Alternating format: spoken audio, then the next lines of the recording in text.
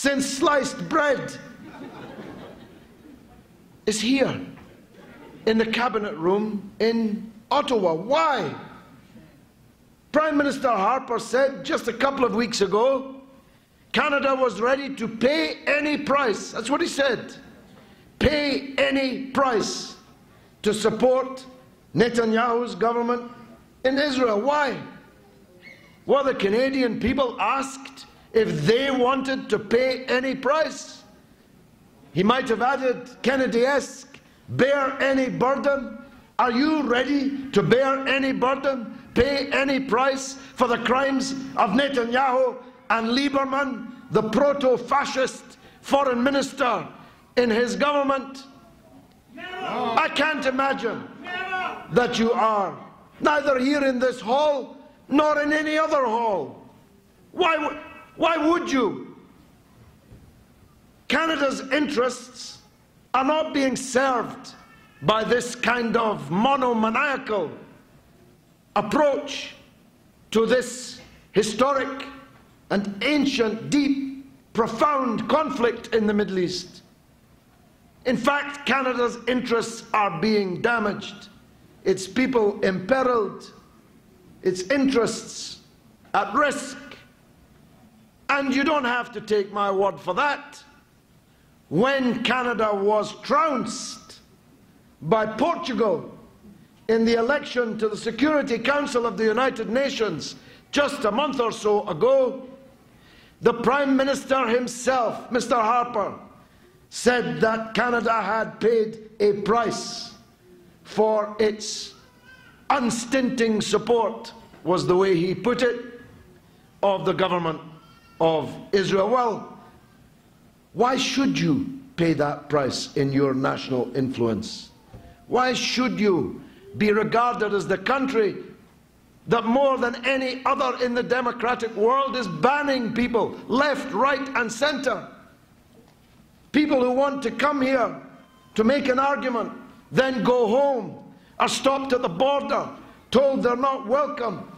I learned the other day, to my absolute astonishment, a woman called Amy Goodman, a Jewish liberal woman, the host of Democracy Now!, one of the most famous liberal television programs in the world, a person who, like me, by the way, spends most of their life traveling across all the countries of the earth and having a platform freely there to express herself, was stopped from coming to Canada from New York City.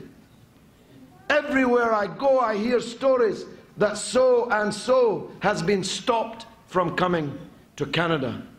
For how much longer? Or, as Carol said, this country, which was once a haven for those who refused in the US military to participate in the barbarism against the people of Vietnam, is now a country trying to drive war resistors from the United States Armed Forces back to prison. Shame indeed.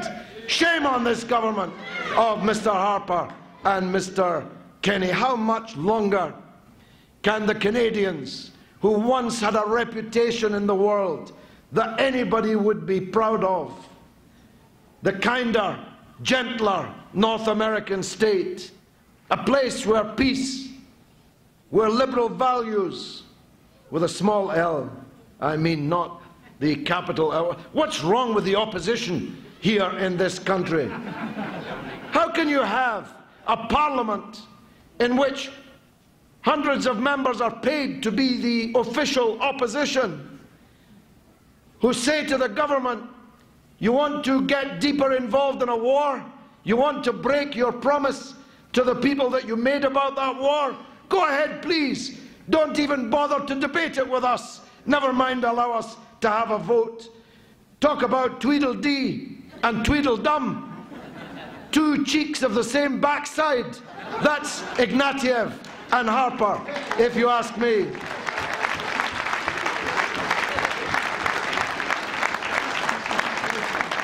What's wrong with the Canadian media? in their reporting of this tour. I tell you, there's not 20 demonstrators outside, not 20. But if there is any coverage of this event tomorrow, be sure that in the Canadian media, most of the coverage will be about the 20 people outside, not the 1,000 people inside, because that's been the pattern so far. You know, the only newspaper that I have read covering this tour who properly identified the role of the Jewish Defense League and described it as a right-wing Jewish organization was the Israeli newspaper Haaretz. Not a single Canadian paper has mentioned the Jewish Defense League and their role in stimulating these desultory protests.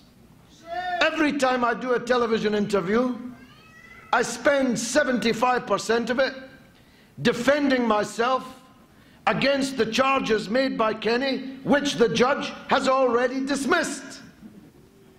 And no matter how many times I say, well, the judge has already dealt with this, why don't you read his 60-page report?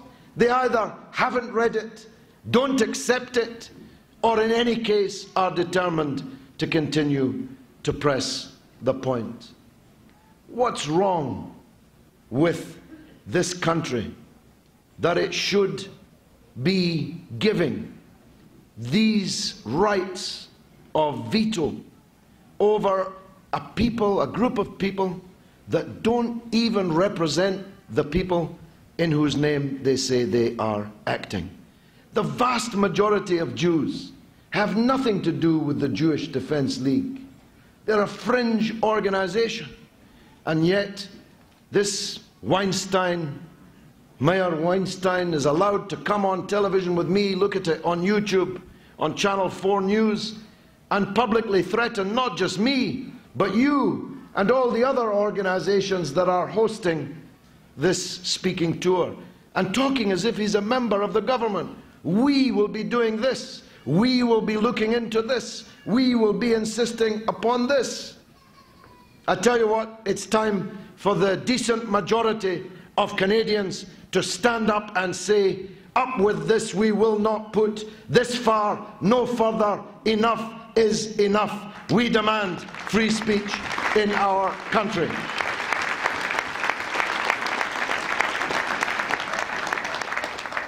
Of course, there's no freedom of speech that can be allowed to permit speakers to set out to whip up racial and religious hatred. Hate speech can never be permitted under the rubric of free speech. There are limits to free speech. But I have never, as a man of the left, all of my life, since I was a child, I joined the Labour Party and became a political activist at the age of 13. I am now 56.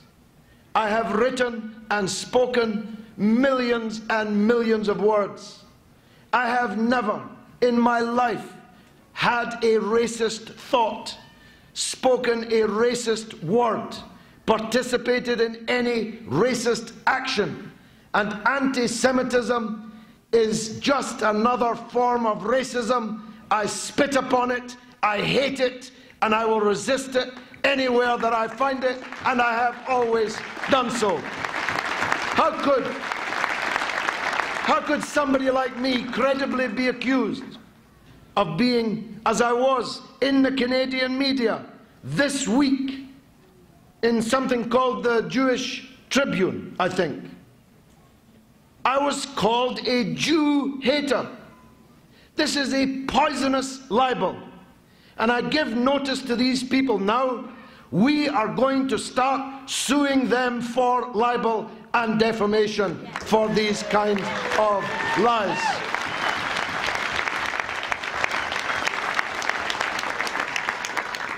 Now, I've touched on Afghanistan. I can't do better than say that this war in Afghanistan has been doomed from the beginning. The Afghans are quite good at fighting, you know. I once was in a meeting where an Afghan stood up and said, "We're a peace-loving people." And everybody laughed, like you just laughed. The Afghans have never allowed any foreign army to occupy their country, and they never will.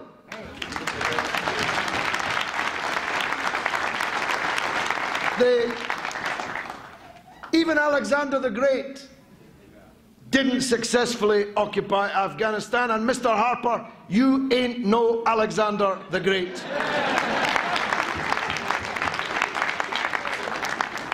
This war has been doomed from the beginning. I said, if you'll allow me to quote myself, in the debate in the British Parliament 4 days after the terrorist atrocity of 9/11, in which thousands of people, innocent people, were mercilessly massacred. I said, I despise Osama bin Laden, an obscurantist, medieval savage. But pointing at the Tory front bench, I said this: the difference between me and you is that I have always despised Osama bin Laden.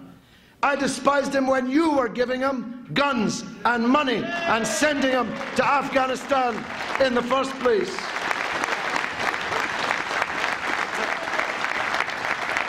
Can you imagine anything more obscene than killing Afghans in 2010 to punish them for the presence in their country of people that we sent into their country 30 years ago? Can there be anything more obscene than the fact that the Afghans are being punished twice?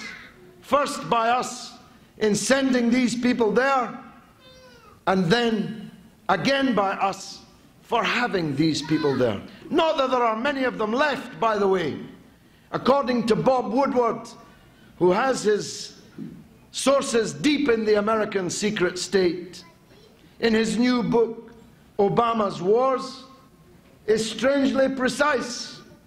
He says in the book that the American state believes there are now 45, not 44, not 46, 45 Al-Qaeda fighters left in Afghanistan.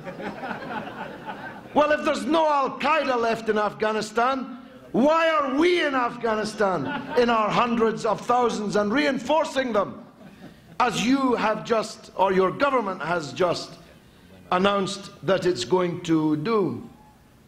But you're only going to be training them. Does nobody in Canada ever ask, how come these Afghan Johnnies need quite so much training? You've been training them for 10 years with no noticeable improvement in their performance that I can see. General McChrystal announced that 35% of all those trained disappear out the back door and join the Taliban. Apparently the wages are better in the Taliban. Well, you can understand, after Karzai and his brother and the warlords and all the others have had their filled their pockets, there's not much left to pay the armed forces.